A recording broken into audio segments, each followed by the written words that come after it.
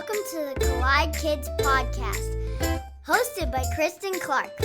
This is a show for kids and families. You are going to meet new people and have fun while you listen. Let's do it! Hey y'all, welcome to the Collide Kids podcast.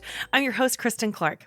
The Collide Kids podcast is a show for kids and families where we learn together how life and faith collide. I am so happy that you are listening today. Thank you so much for being here and spending this time with me. If this is your first time listening, I just want to say welcome. I'm glad you're here too. Be sure to listen to the end of every episode. That's where we have the kids only segment where kids just like you get to be on the podcast. Well, I don't know if you are familiar with what is happening in the world today, but lots of scary things are on the news and some sad things about people in Israel and things that are happening in different countries. It's really hard to take it all in.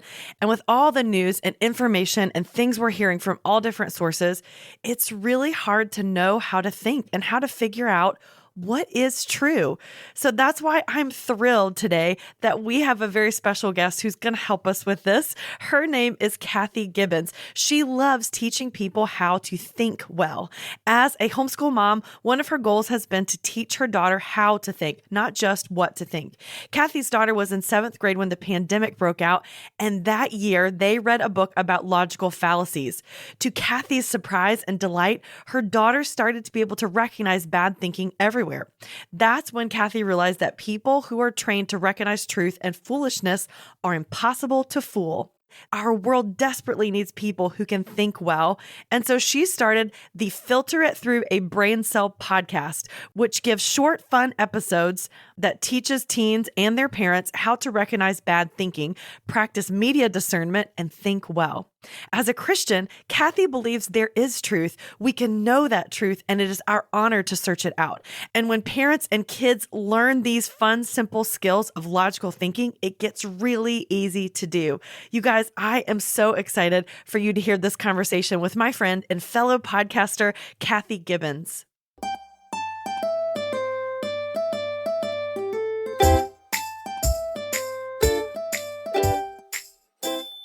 Well, Kathy, I am so glad to have you on the Collide Kids podcast today. Thank you so much. I'm super excited to be here. Yeah, this is so great. I love when I get to meet internet friends not in person. I was going to say in person. It feels like in person because we're looking at each other, but it's still online. But I think that's so cool that we get to make friends this way. I love it. This is the good thing about social media is you get to connect with some really amazing people. So I'm with you. I love it too. Yeah, and learn about what they do and how they find out their passions and all of that stuff. So speaking of, will you just tell us a little bit about who you are and what you do? Yeah, so I am a homeschooling mom. I've been homeschooling our daughter for, I think we're in our 12th year. We've been homeschooling from the beginning. I feel like every mom is a homeschooling mom. Every parent is a homeschooling parent, quite frankly, because we're always teaching and training. But officially, she is in the 11th grade this year, and we have been homeschooling from the beginning. And I also host a podcast where I teach critical thinking. And the first season is all about logical fallacies, but I do it in short, little fun episodes because I really want parents to turn it on the car with their kids, with their middle schoolers, their high schoolers, to be able to listen and learn about this together. So that is what I do. That is so cool. And I'm obviously a huge fan of podcasting and other podcasts that are geared towards families and kids. So this is going to be really a lot of fun. So before we get into all that, because this is a show for kids, I always make my guests tell me their best joke. So do you have a joke for us today? I do. And this is kind of a two-part joke. So what does a dragon have when it's hungry? Ooh, I don't know. A filet mignon. And then what does a dragon do when it's tired? I don't know. Of course, a flaming yawn. So that's my joke. Filet mignon. Filet mignon. Those are yep, good. yep. I know. It's kind of a dad joke. Yes. This falls in dad joke category for sure. Yes. Oh, I'm a huge fan of dad jokes. It's like the cornier, the better, right? Mm-hmm. Well, Kathy, I'd love for you to talk a little bit about the topic of your podcast, which is about critical thinking. Can you explain a little bit about what that is? Yeah, so critical thinking, and I'm going to give you three different kind of terms when it comes to critical thinking. But critical thinking is just the ability to think well. It's the ability to think about the things that we're seeing, the things that we're hearing, and to really ask ourselves and discern, is that true? I keep it super simple. Yeah, that is simple. Yeah, if we or if other people have bad thinking, and there's really three common thinking errors that people tend to make. So, number one is called a fallacy, and sometimes you'll hear it as a logical fallacy. So, a fallacy is just an error. So, a logical fallacy is an error in thinking. And would you believe that there's over 300 different named logical fallacies? So there is a lot of ways that we can think about things wrongly. Wow. Some of them we're just making mistakes, just errors in our thinking, but it's super helpful to know because we tend to do these all the time and other people tend to do them all the time. And if you're not aware of them, then you'll fall for things that aren't true. And we just don't want that to happen. Can you give us an example of a logical fallacy? Yes. Okay. So there's a whole bunch of them. So let me give you a couple different examples. So one would be a red herring. So a red herring happens when you're having a conversation and you're on topic and somebody introduces something to the conversation that's completely off topic, that has nothing to do with it, but they're doing it in an attempt to change the subject. That's called a red herring. Another example is the word equivocation. So equivocation happens when somebody changes the definition of a word in the middle of an argument or from how it's typically used. And it confuses things. It makes things very confusing because now they're using the word in a different way. We see this a lot in memes. This happens a lot in puns, like joke puns. It's often because somebody is changing the meaning of a word to kind of make it funny. Well, in society, people change the meaning of words to try to push an agenda or a certain mindset or to make people feel emotional about something. Another great fallacy is an appeal to emotion. This is a really big one that happens a lot these days where people will do things and people will say things and give messaging in an attempt to get you to feel a certain way, to feel an emotion. They're going to either try to get you to feel guilty, to make you angry. We have a lot of appeal to anger. Fear has been a huge one, an appeal to fear. We have seen that so much these last several years, right? Over and over, because if emotion is very powerful and fear is one of those, fear and anger are one of those most powerful emotions. And if somebody can get you into an emotional state, you'll do things, you'll believe things that you would not normally otherwise believe. And so those are just a couple. I've got hundreds of them, but those are the kind of things that can happen when we're not thinking about things well, and messaging, sometimes people will take advantage of messaging to kind of trick you by using faulty logic.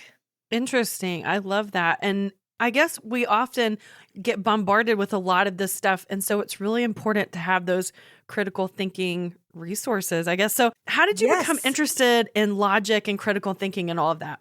So it happened when my daughter was in ninth grade. She was in seventh grade during the 2019-2020 school year. The way that we homeschool, we meet once a week in community, and they have a tutor that kind of leads them through the materials. So I was the tutor that year, the director, and one of the books that we read is called The Fallacy Detective. I highly recommend The Fallacy Detective. It's a fun resource. It's perfect for middle school aged students. It's a lot of fun. And it introduced these kids, I had 12 kids in my class, it introduced them to just like 30 to 33 of the different logical fallacies. And that age group they love it. They pick it up so fast, and they take great delight in pointing out all the ways that their parents and people around them are thinking wrongly and make mistakes. Well, as you know, 2019-2020 was the second part of that school year was when the pandemic hit, right? And if you go all the way through 2020, you have the pandemic, you have all the lockdowns, we have all the, then we get social media fact checkers, we go into a presidential election. And I mean, if you want to see something fun, watch a group of kids who have learned the logical fallacies, watch a political debate. Like we play bingo because they're checking, well, that's a red herring. Well, that's an ad hominem. That's a straw man. Like they pick up on all the things And it's both sides. Both sides of the political party do it, right? So when you're watching a political debate, they're picking up on all of it. Well, what I noticed was watching these kids who had even just a basic understanding of critical thinking and had just a few tools in their critical thinking toolkit, so to speak, they went through that whole time period so differently than their peers did. And they were not fooled by so much of the messaging that they were hearing. It's almost like it gave them this invisible coat of armor on their brains to be able to withstand a lot of other things that I noticed their peers who didn't have that training, then how they went through that time period. And so I thought, oh my goodness, if our whole country had this skill, we would be in such a different place. If we could really analyze the things that we're being told and the messages that we're hearing and receiving, and we're able to filter it. That's why I called it filter it through a brain cell. Think about it, filter it, look for truth and find out what the truth is. We would be in such a different position. And so I thought, well, I can do that. So I started the podcast. Season 1 is all logical fallacies, short little fun episodes. And then season 2, we're going to go into cognitive biases, which is limitations in our ability to think objectively. And it's just been fun. It's been super fun. I'm really enjoying it. My whole goal is for parents and their kids to learn this together, to have great conversations, to start to recognize bad thinking wherever they see it. And because if you can recognize it, then you don't get fooled by it. Yes, I love all of this because I think it's so, like you said before, we're so bombarded by all this information and we really need to have our own filter. We need to know how to think through the things that we're hearing and not just believe them because someone on the internet said it or because someone in a podcast said it. Exactly. So what do you think it is about thinking well? How do we do that? How do we start training ourselves to be critical thinkers? We'll be right back after this. You know, raising kids in the digital age isn't easy, but Bark Technology makes products that help parents keep their kids safe online and in real life. They have an app, a phone, and a home device that lets families set parental controls on their internet-connected devices. I love the app because it helps us manage screen time and blocks websites and apps we want our kids to avoid. It also sends alerts and gives us the ability to monitor texts and social media and even track your child's location. Visit bark.us to learn more about how you can keep your kids safe online. Use the code COLLIDEKIDS to get 15% off your subscription of the Bark app.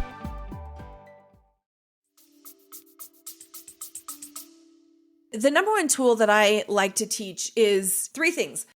Okay, number 1, you need to learn the grammar of good thinking. And that to me is learning the different fallacies, is learning the names of them, knowing what's wrong with them, what are the errors in thinking, right? And so that's what I do in my podcast is I teach that.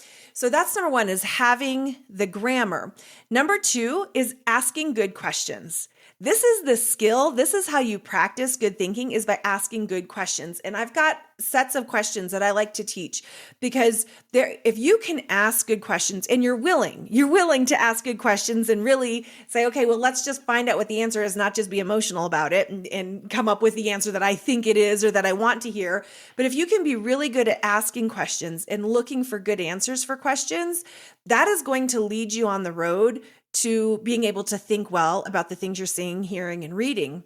And then number 3 that I'm really big on is practice. You have to practice with real life stuff because it's not enough to read a chapter in a book about a red herring. It's not enough to listen to one 7-minute episode about a red herring fallacy.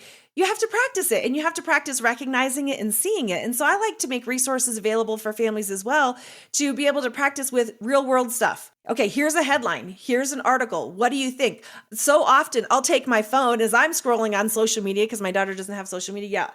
And if I see a meme or I see a headline, I'll take the phone and just give it to her and say, okay, what do you think about that? And just start training her to look at it and to think about it and to draw back from what she knows, what she's learned, and decide, okay, do I think this is true? And if I do, why? And if I don't, why? What's wrong with it? What would be a good question to ask? And we kind of go through all that. So it's really just having these little conversations. It could be a bumper sticker. It could be a billboard ad. Once you know kind of what some of these fallacies are, you can look at it and say, hey, do you think that's true? Right? And then ask them some questions and lead them there. So it's very simple. It always sounds so simple when I'm saying this, and it is simple, we're just not taught how to do it. We're just not trained in how to do this. And so once you can learn it, it's very easy to apply. That's good. I think a lot of parents, and I'm probably like this too, is when I'm addressing things that are happening in the world or when I'm trying to talk to my kids about what's going on, I just want to tell them what to believe. That's a little bit easier to just, this is what I believe it is. And I don't know that I'm leaving room for my kids to think it through. So I don't know. I think there's a lot of parents out there, maybe they're like me. You either just leave it alone and we shelter them from it so they don't even have to think about it, or we just tell them what we believe and leave it at that. So how can we do this better? How can parents help their kids with what they're seeing in the world today? No, that is such a good question. And I agree 100%.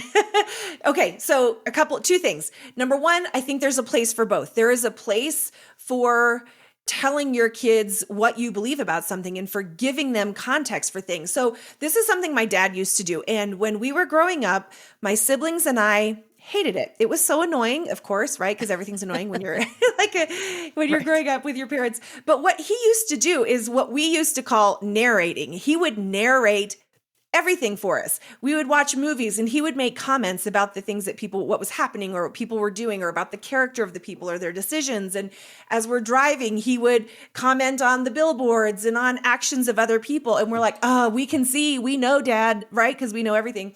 We know. And it was so annoying. But what I came to realize is what he was doing is he was just talking out loud about what was in his head as he viewed the world, as he viewed life and people. And in that whole way, he was teaching us how to think. He was teaching us how he thinks about things. And it gave us a foundation. He gave us a biblical worldview without sitting us down saying, here's a biblical worldview, because he was just telling us this is how he views the world. He wasn't lecturing. He was just kind of talking out loud about how he views the world and what's happening around us. And now as an adult, I look back and I realize what he was doing and the power of it and how amazing it was. And so I always tell parents, I know your kids are going to be annoyed. It's fine. They're going to be annoyed anyways. Don't worry. Just do it, right? Because they need the skills. They need to hear this. They'll be annoyed even if you don't do it. So just do it. So that's number one. Number two is what I like to call the principle of the file or the principle of first mention. And in studying the Bible, there's a principle of the first mention, the first time God talks about something in the Bible, right? That means something. Well, also, as we're growing and developing, as our kids are growing and developing, they're going to create in their mind a file for how they're going to think about every single topic that's out there. And what we want to do, our goal as the parent, is we want to be the first mention in their file. We want to be the first one that introduces them to this particular topic. Now, for some files, maybe the first mention is a little sticky note that we just stick in there and we say, we're going to come back to this, right? But at least we stuck it in there, because now if we're the first mention, the next time they hear it, they're going to go back and pull that little file out, so to speak, in their brain. And, there's something there for my parents. I have something to go on. Now, the next time the topic comes up and they're a little older, maybe you add 2 pages to that file. And eventually it might be a book. Eventually some are going to be smaller. But my whole goal was with our daughter, we wanted to be, my husband and I, to be the first ones to mention something. And so that way, when you're the first ones to mention, you are, quote unquote, an authority on that in their mind and in their life. And so you want them to come back to you to know that this is a place that I can get information from, that I can get my questions answered. You don't want the authority to be the world. You don't want the authority to be some rando person online. Right. You want the authority to be you as the parent in their life. And so those are 2 of the things that I've looked at. And so I think it's a balance. It's a balance between we are to be teaching our children, right? Scripture tells us we are to be teaching them every day as we go, as we walk on the road, as we're doing our chores. And also part of training their mind is asking them questions so that they can learn to think as well. So it's not an either or type thing. I love to think about that being the first mention. And so your kids know not only are you the authority on that, but that's also something they're able to talk with you about. Because I think if we avoid certain conversations, they're not going to feel comfortable coming to us, instead of, like you said, the people online, or, if they don't know something, they're going to look it up on YouTube, or they're going to look it up on another place and ask their friends. And we want our families to be the first place that we have those conversations. So I think that's really good. how do you know when your kids are ready to start training in critical thinking? Like what age group do you start with that? Oh goodness, you can start with them really young. And the way that you start when they're young is, again, it's all questions. You just change the questions as they grow. So when, a child is young, say under 5 years old, you're not going to be asking them, do you think that their logic was on, right? That's not the kind of thing that you're going to do. Right. But you can ask them, well, what do you think is going to happen if we put the bigger block on top of the little block? What do you think will happen if we put the little block on top of the big block? Well, what came first, right? So just ask them questions to get them thinking about anything. It could be thinking about their play. It could be thinking about, well, what do we always do after dinner? Or what do we need to do first to prepare for dinner? Just start asking them questions and they'll start developing the skill of thinking. So at any age that they are, questions are always going to be your go-to tool. The questions just change as they get older. Right now, my daughter's in high school, and so we're going to be asking different questions. Well, what were the circumstances that caused this to happen? Do you think that's right? Why do we think that's right? What authority do we have to say that this is right or that it isn't right? What caused this? What's the relationship between this thing and between that thing? So the questions just change, but the tool stays the same. And to me, that makes it very simple. However, I know me saying this sounds easy and sounds simple. I will tell you this, I was not a good question asker. My husband is naturally a really good question asker. He's naturally very curious. Me, not so much. I have had to learn this as a parent, as a homeschool mom. I have had to learn how to ask good questions. And I just want to encourage you, if you're not great at that, it's okay. You can learn. You can learn how to get better at it, because I have definitely learned. Yes. I think for me, I have learned that it's okay to ask questions. I think some of the structures in the school or the church or the different areas that I grew up in, sometimes it was frowned upon to ask a lot of questions about something. And I think that's a part of our faith, right? Is that as we dig through, as we are learning, we need to ask questions. And so I'm with you. I had to learn that it's okay to ask questions and learn how to ask really good questions to dig into those things, not just about faith, but about anything in the world. Oh, 100%. And I think the confidence that we can have, because I think one of the things that sometimes makes parents afraid of questions or of their kids asking questions is they are worried about what conclusions they're going to come to, or they're worried about, that they're questioning, so that means they're going to walk away from their faith, or they're going to whatever. And if we can look at questions, number one, as being a good and beautiful thing, because it means they're interested. If our kids ask a question, they're interested. And if we can see it as an opportunity. And so for me, this little analogy always helped me. When you've got somebody who's asking a question, even if they're in disagreement, or even if they're coming from two sides of an object, you're going to push in together. And when you push in, the whole goal is to buckle toward truth. You're always trying to buckle toward truth. And you can't see me on the podcast. I'm pushing my two fingers together and then buckling them straight up, because the goal is to come together. Let's look at both sides of this issue, and let's always do it with the thought and the question and the mindset that we're looking for truth, right? And when you're looking for truth, you have to look at what's the authority on this truth? Who has the authority? And we know, obviously, ultimate authority comes from Scripture, comes from God, right? That is our ultimate authority on what truth is. And so if we can always have that as a place that we're buckling to, we're always going to land on solid ground. And kids need a safe place to work through this stuff. They need a safe place to think through this, because like you said, we don't want them to go do the Google search. Like, that's the worst place you can go with the big questions that you have. I think part of it is we as parents have to be open to, okay, questions aren't a bad thing. Questions don't mean that they're defying us, don't mean that they're don't respect us. They're just trying to work through these things in their head. They're trying to make sense of the world. And that's a beautiful thing. We should welcome that. I would rather my daughter do that with us than with somebody else. Right. What about, I think one of the things I'm seeing as a parent in the world today that's a little scary to me is just how loose we are with the truth. Like it's almost like truth is being challenged in every direction. So I love that you said that God is the authority. The scriptures that we have, the Bible, that's our authority for truth. But I feel like that's just under threat right now. It's being challenged in every way. So how do we work through that as a family? How do we keep our family centered on truth when everything else in the world is saying, find your own truth or whatever you think is right, that's what you should do. And now we're kind of stuck. Like, how do we stand for truth when everyone is challenging that? 100%. Because I always talk about the two biggest enemies to good thinking. And we've talked about one of them already is emotionalism, right? We get so caught up in our emotions. And as soon as you get emotional, your rational thinking goes out the window. And it's physiologically proven that that's how our brains work.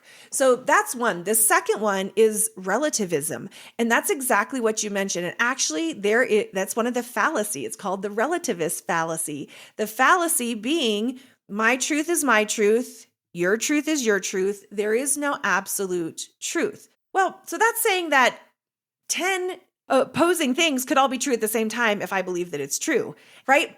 And so once you can teach your teens, your kids, look, that's relativism. That is a fallacy. It is not true. If I have, an orange in my hand, the orange cannot also be a banana, right? It cannot also be grapes. It is an orange. And just because I think it's grapes doesn't mean it's grapes. So that's the relativist fallacy. And again, if we just give our kids the language for it and we teach them, this is a fallacy, it's an error in thinking, this is what it is, this is what it means, they're going to recognize it. And then we go back to, okay, so what is truth? Who has the authority on this? Well, who created us? God created us, so he has the authority on us. The truth is beautiful in and of itself. And God has given us the truth. And so it's almost like saying, we almost can't say more than that. We just need to ask our kids, okay, so what fallacy is that? That's the relativist fallacy. Well, what's the error? What's the thinking error behind it? Well, two things can't be true at the same time, opposing things. And you can't just make up truth. Truth is objective. It's not subjective. And we just have to teach them that is what it is. And what I have found is they recognize it. They are able to recognize it and pick up on it. And it more than ever now, we have to give them the language for this before they start running into it. So that it's, again, the first mention file, right? So that when they see it and when they hear it, they're like, oh, there it is. I recognize that. I think that's the best way to equip our kids to be ready for it and to handle it.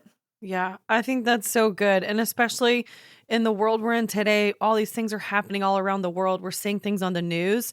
And I think it's really easy to just turn it off and shut the door and let's not even think through that instead of just having that filter. Like, that's why God has given us a brain, is so that we can hear something that's happening and we can filter it and understand it and still be able to be a part of what's happening in the world. I think that's so important. Okay, so I'm thinking about the kids that are listening. They're like, okay, it's really important for older people to know how to do this. So if a kid today wants to be a good thinker, where do they start? What do they do? Well, I would say do the three things that I said. Number one, listen to my podcast. Listen to the Filter It Through Your Brain Cell podcast. Pop it in, turn it on in the car when you're driving around, going to sports, going to soccer practice, whatever it is you're doing. I promise you, these kids pick it up so fast. But at the end of every episode, I teach one simple question. If you can just learn to question things, and that question is very easy, is that really true? Is that really true? When you hear something, when somebody says something, oh, I'm this, they're that, this, or whatever, is that really true? And if you just start with that question in mind, that is going to be the foundation for good thinking. And then if you listen to the podcast, I'll teach you all the skills and everything that you need to know, but that's where you're going to start. And I think the biggest thing that I could teach this next generation is learn to love truth. And when I say truth, I feel like I have to define our terms here, because right now, the world is telling you my truth, your truth, his truth, her truth, their truth, right? Everybody has a truth. But that's equivocation. They have changed the meaning of the word, right? I already taught you that fallacy. There you go. Yeah. So my truth, what they mean when they say it, is my opinion or my feelings or my perspective. Well, that's not the meaning of truth, right? And we know that there is a truth and that we can know it, and that truth doesn't change. The truth about who we are, the truth about what's right and what's wrong. That truth is set, it's settled.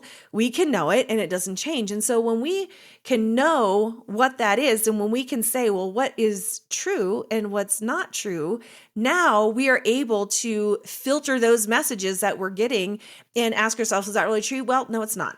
Okay, so even if just because somebody says something is true doesn't make it true. Like, come on, people, we know this. Just because they say it doesn't mean it's true. And so just start there. Just start by asking the good questions, realizing that everything that you hear is not going to be right. It's not going to be true. So you've got to know what is, and you can know it. Right? Scripture tells us that it is the glory of God to conceal a matter, and the glory of kings is to search a matter out. It is our glory that we get to seek truth and we get to learn and discover what that is. And that's a beautiful thing. And it's a great place to start.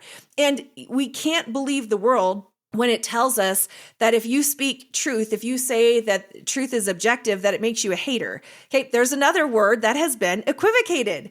What the world is telling us is that if you have a different opinion, therefore you hate.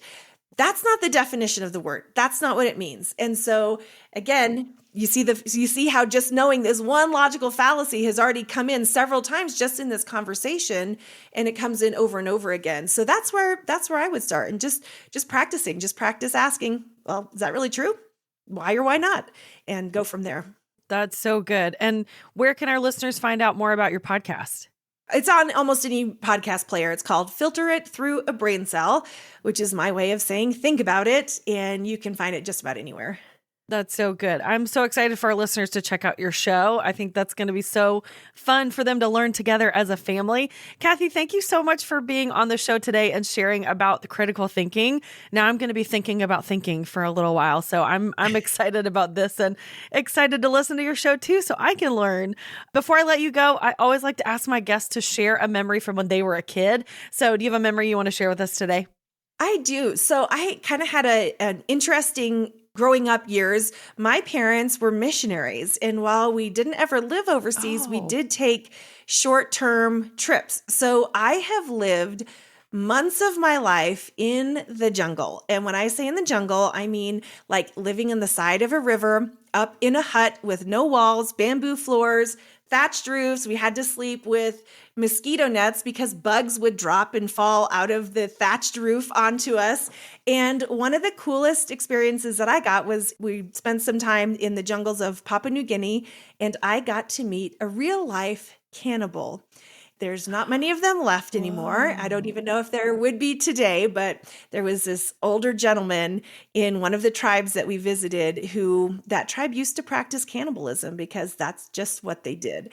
And so that is it's my party trick. Tell us one thing that you've done that nobody else has done, and nobody's ever beat me on that one. I have met a real life cannibal. Wow, that is crazy. And I love that you were able to live in a hut and be in the jungle like that. I bet there's a lot of adventures that took place.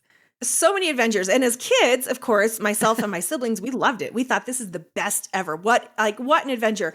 Now as a mom, I look back and I think, oh my gosh, I can't imagine taking 4 little kids into this situation. But that's just what they did. That's awesome. Well, Kathy, thank you so much for being on the show today. It was such a pleasure meeting you and having you on the show. Thank you for having me, Kristen.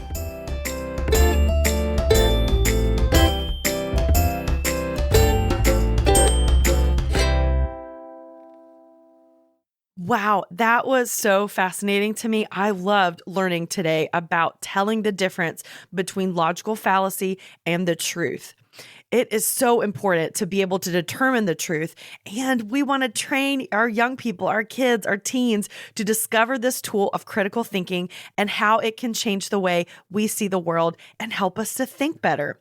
I love Kathy's 3 rules. She said, first, learn the grammar of good thinking. Second, ask good questions and be willing to ask those questions and open to learn more beyond just what you believe already. And third, practice with real life stuff. Look at the news, look at different things you read or hear on TV or social media, and think through how can we filter this through a brain cell. I love that Kathy said, while truth is being challenged all around us and we are being told that everything is true all at the same time, we can lean on what we believe, and we believe that God is the ultimate authority in truth. So true. If you'd like to learn more about Kathy and her fun podcast about critical thinking called Filter It Through a Brain Cell, you can get this show wherever you get your podcast. You can also go to her website, filteritthroughabraincell.com, and there you'll find a fun free quiz that you can take. Parents can take it, kids can take it, and see how much you know about critical thinking. You can also follow her on Instagram at Filter It Through a Brain Cell.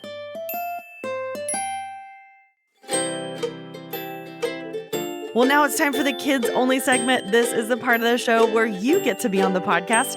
So here is my friend Evie. Hello, my name is Evie, and here's my joke. How do French skeletons say hello? Bonjour! Thank you, Evie. I love that joke. Well, if you would like to be like Evie and be on the podcast too and share your favorite joke, or if you have an encouraging quote you like from a book or a movie, or maybe you want to share a Bible verse that you love, just go to my website, collidekidspodcast.com, and click the tab at the top that says Kids Only, or you can find information about how to send it to me through my social media. You can also follow me on my social media. I'm on Facebook at the Collide Kids Podcast or on Instagram at Collide Kids Pod, and I'd love to see you there. If you'd like to support the podcast, there are a few ways you can do that. First, be sure to follow and subscribe this podcast on whatever podcast app or platform you're using, and leave a rating and a review. That is so helpful, and I love reading those. You can also share this episode with friends and family and tell them why you and your family like to listen. And anytime you think about it, I always appreciate your prayer support as well. Well, I hope you guys have an amazing week. I hope you get to start practicing thinking well. And in case no one has told you today, I would love to be the first to remind you that God loves you so much. Thanks for listening.